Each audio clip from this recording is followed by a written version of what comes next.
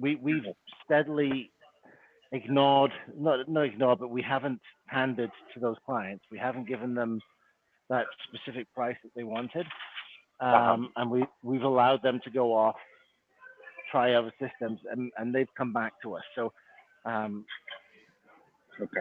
we have a low volume of price sensitive clients now, but they do still come through. Right. Right. I mean, and I think your pricing is pretty reasonable compared to like whatever is out there. So I think you're doing good on the pricing. And from my point of view, I think you have a fair pricing model. And Yeah, I like that you didn't go after those cheap guys because or whoever is looking for a very low price because that game is never gonna end. It's gonna be always give me more discount. So it's good that you guys kept that stable. That helps a lot. yeah. Yeah. Uh, We originally sort of marked the price up a little bit, just so that we had room to give those discounts the customers were looking for. But over mhm. time, we've started to remove those discounts. I mean, Yeah. on a typical basis, the biggest discount we'll see ourselves giving is 10%. Right. 15 if it's because it's a client who's already bought a couple of switches or because they're well referred by a friend of ours or Right. Right. Right. but very very seldom. So typically nowadays we stick to our guns on the price.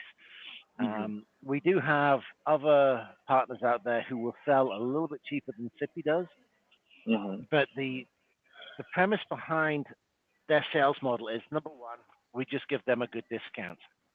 Mhm. So as a partner, they get a healthy discount, and they decide how they want to share that discount with the customers that they bring on board. Right. Um, but they're also providing tier one support, so their customers are their customers. Um, Mhm. they look after them, they manage them.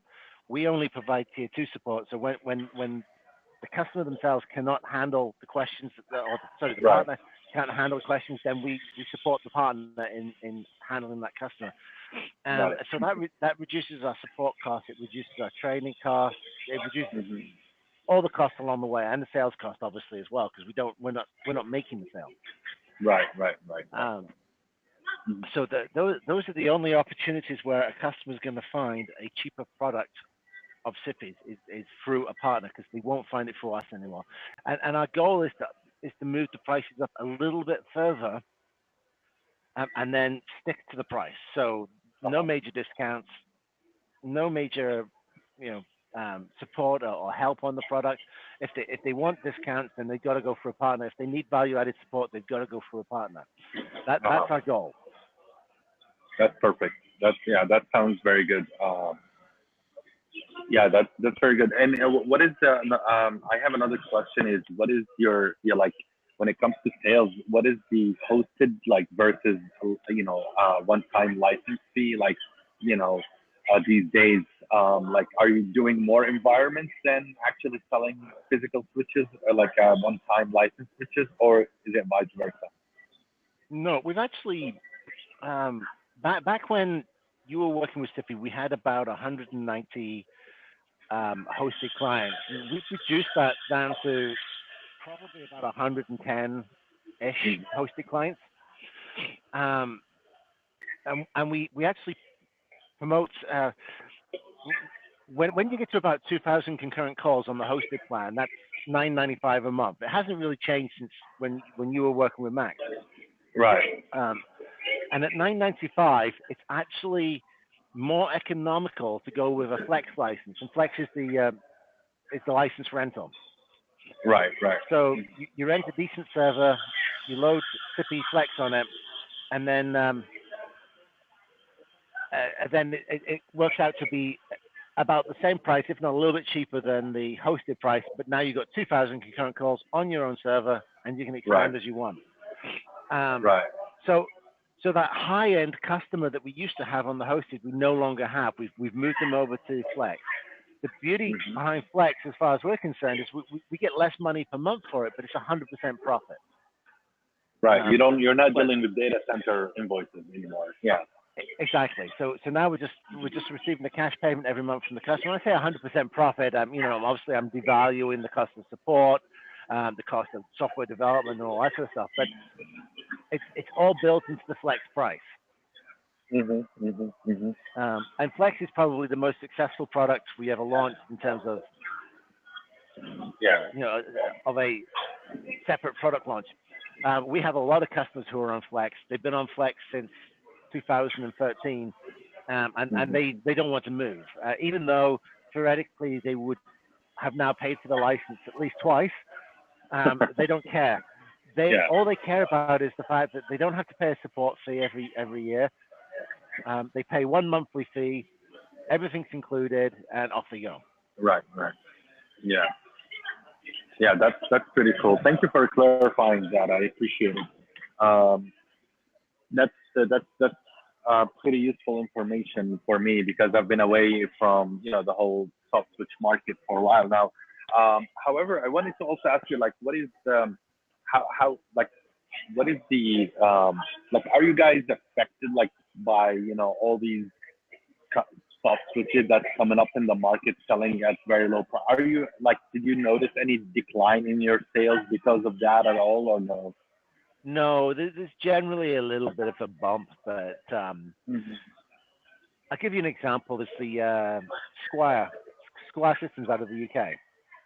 Right, I know them. Yeah. They're one of the online, like basically they're an asterisk and a Camilio homemade system, and their big thing is that their um, system is scalable, so they can run it on multiple virtual environments and reduce the cost. Hmm. The truth of the matter is that the system doesn't scale as well as they want it to scale. Customers get frustrated when they start loading up the system with very high volume. Hmm. The CPS is nowhere near where they say or want it to be. Hmm. Um, they did very well in the Latin American markets to begin with, Hmm. but we are slowly but surely taking most of their customers in that area away from them. In fact, one of the reasons why we did the deal with Jirasoft is because Squire System required customers to use Jirasoft for billing. Right. And so we had a whole bunch of customers, especially in Latin America, who had Squire, who had Jirasoft. They're on Squire, and when they move, they don't want to lose the investment they made in Jirasoft. Hmm. Hmm. So even though it was not necessary to run Sippy, we did a deal with Jirasoft. We integrated with Jirasoft, Hmm. and now those customers are Sippy's customers. So Okay, that's good. um, that's so they come in. They to us they're more of a marketing company. So Hmm. these new startups, especially the homemade on asterisks or whatever, they develop a market segment, they work it up, and then that market segment gets fed up and wants a real switch, and then comes a Zippy. Right, right, It's the right. same with the crack Voss and the crack VoIP switch. They Sure.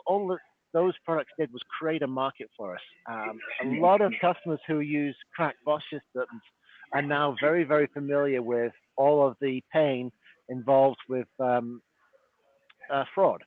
Right. So that they've had stolen from them, they've lost money. I had one client from KSA who basically said that Sippy was a ripoff. We were too expensive. How could we justify the price that we're charging for a switch when you can get a Voss switch for 2,000 concurrent calls for $200? Hmm. Um, and he went away and got that Voss switch. And then he came back to us and said, if you just said to me at the beginning that I stand to lose $50,000 in fraud, that would have told me why your switch is better value. Yeah, he would have um, not listened. Trust me, he would have not listened. He would have done no, exactly that's the what same thing he did, and then come back here. exactly that's what I told him. I said, at least Yeah. we don't ever, or we try not to ever, rather not don't. We try not to ever put down any of our competition, even if it's a Right. crack boss. Right. Right. We just simply explain the difference. That if you're Right. on a lower grade data center using a product that has no support, then you run the risk of potentially being out of date with your requirements, or there may be security risks that haven't been addressed Right. because your product's not supported. Right, right, exactly. But if you come to SIPI, everything's done in house. We build it in house. We manage it in house. We monitor it in house. Our security is probably the best that I've seen in the industry. Hmm. Hmm. Um, and we continually monitor for security breaks. So if there's brute force attacks, or if there's an attack via KVMs that comes on the market like they did a few years ago, you're familiar with it actually. Yes, sorry. Yeah, we got Um, hit very bad with that. Yeah. yes, I won't bring that one up again. Or what was the other one that came up? It was a Linux hack. I can't remember what it's called now, but it wasn't valid for FreeBSD. Right, And I FreeBSD is remember kind that. of like, Yeah. yeah, FreeBSD is like the Apple of the Linux operating system. So it's not True. Linux, it's Unix, Right. and it because it's got a smaller market, it tends to get less hacks. There's less people trying to find ways in, Right. and Mac stays right on top of the FreeBSD community in terms of the security side of things. So Hmm. Hmm. these are the things. These are the points that we make to the customers. This is how we address the systems to them, and this is why we don't see a problem with the smaller guys coming in. Again, they simply generate Very a good. new market for us. Yeah, yeah, no, that's wonderful.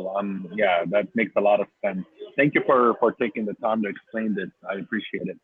Um, so now I have a clear picture. Now let me tell you like what I have happening over here. What I think could be very good that we work on together with is the following. So you mentioned something about like look whatever you said about like, City as a product, about, security, et cetera, is wonderful. The only thing that lacks from my point of view, I want you to hear like my point of view coming from, Hmm. the outside world, like explaining it, is there is a lot of, and I'm sure innovation and hard work going on under the hood of City, and that's great. And there is some cool stuff that's happening on the front end where actually the customers can touch and feel, et cetera, et cetera. And now, like for example, when it comes to what the customer sees and feels, I think there's a lot of things that could be done, and in terms of like API integrations. For example, like about 4 or 5 years ago, before actually City had a really good invoicing system, I remember I did an integration with FreshBooks where you literally just the whole invoicing every week is going out of FreshBooks, instead of even using Sippy for that. So we're just like reading the data from Sippy, then sending it out to the customer via the FreshBooks API. So I now there is something I'm not sure if you guys are familiar with. It's called Zaper. Okay, so Zaper is basically like let me try to find that link for you. I'm going to I share know it what over the Zapier chat. is. Okay, Zapier is an so engine to connect different mhm. databases, basically. it yeah, so it's basically there's tons and tons and tons of like APIs that talk to each other through this one API. So one idea is, I wanted to share is it would be cool if if we could actually have a Zap, what they call a Zap, for Sippy on this, where you can literally now have Sippy talk to all these different, QuickBooks, FreshBooks, CRM, et cetera, et cetera, et cetera, and even FreshDisk as a ticketing system and all of that. I think that's where you can like do things like when a call drops or when there's an issues with calls on certain vendors, it would automatically open a trouble ticket via the FreshDesk API, etc. So this is one cool thing that I thought that the customers will instantly feel and connect to so many different services, and it will feel so powerful that with one API integration, then there you go. You have all these hundreds of different APIs that you can utilize along with City, SMS integrations with Twilio, et cetera, et cetera. So this is, I think, would be something that the customer can actually touch and feel and make a difference. Instantly, where he starts receiving text messages via the Twilio API for low quality stuff or accesses or anything like that. So that's something I wanted to share, and I hope you guys take a look at it and like it, and maybe we can do something with it. Um, Second thing is, as I mentioned last time, you know since 2012, I've been, I started up Telecoms Exchange, um, And the main thing about telecoms exchange that, where it gains hundreds of members, and my model is subscription-based model. We do not mark up the rate. So buyers and sellers are getting exactly the same rate that they offer to each other. We are not making any commission on that at all. And all we do is, charge a membership fee of $50 a month Hmm. per account for 200 channels. And with the one balance, with let's say you top up $100, you can use 300 plus carriers right away on telecom exchange. Now, that's why for a startup like this, people trusting it and growing, year by year, like doubling year by year, is because they trust it enough now that we are not marking up the rates. They're getting exactly what Tata and the other members are telling, and they can communicate directly, and everything is open. We don't hide the carrier name. We don't hide the buyer name. They are free to even go outside the telecom exchange and do business if they want. But the, the the tools that we provided them, which is I can top up $10, use $2 on Tata, use $3 on iBasis, and use $2 on FTC, and use $1 on with the same $10, you can utilize so many different carriers, and this has brought up, it just makes sense to so many people that why should I even make bank wires to different companies? Well, I can do it all at the same time from just one platform. So I focus a lot on, like on partners where we can like say, all right, you're getting a CP switch, for example, or you're getting a VoIP switch, but this, eventually the next step after that is you're gonna start interconnection. And to interconnect with Tata, you need 6 months to 1 year just for this one interconnection, where you can literally bundle these, not even like put your name on telecoms exchange or put CP name on telecoms exchange. What you can say is that we give you 2 months free trial or 3 months free trial that comes with every CP purchase. And it turns your CP from a switch that's just not interconnected with anyone to a switch that's interconnected instantly with 300 plus carriers. You're, out of the box. And you are just like we're doing uh, cross marketing, where every membership with telecoms exchange we can refer you can get a discount with Zip Switch, or we can highlight that the recommended best compatible switch with telecoms exchange is Zippy, so we can do cross marketing like that.